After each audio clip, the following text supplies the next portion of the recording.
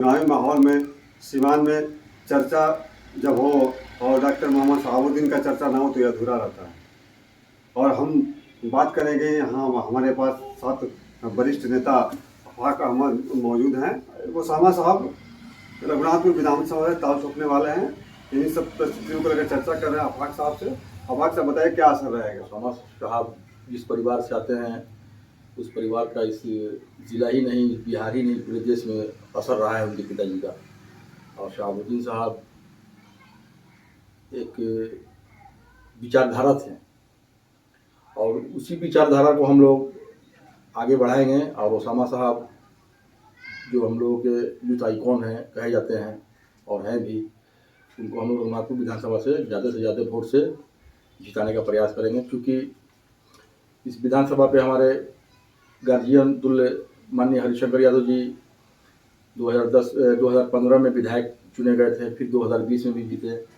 तो हम लोग की ये पारंपरिक सीट रही है और इसलिए हम लोग चाहेंगे कि उसामा साहब भी ज़्यादा से ज़्यादा वोट से जीत के विधायक बने और पटना इनको हम लोग भेजने का काम करेंगे। इस बार जो है कि सीवान जनपद में आरजेडी की क्या स्थिति रहेगी?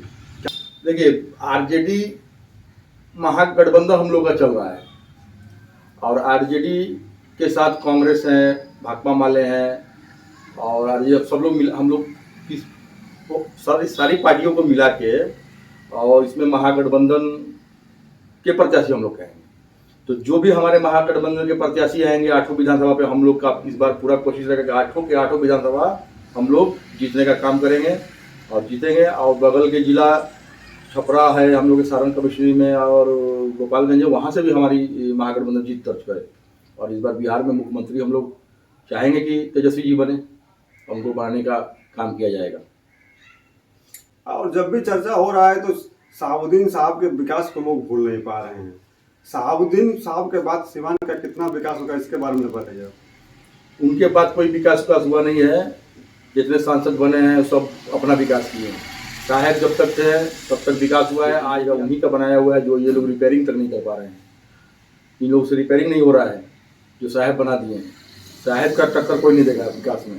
साहब विकास पुरुष थे और उनको एनडीए की सरकार में जब माननीय अटल बिहारी वाजपेयी जी प्रधानमंत्री थे तो उन्होंने उपाधि दिया था विकास पुरुष का। ऐसे ही उनको विकास पुरुष नहीं कहा जाता था। साहब विकास पुरुष थे।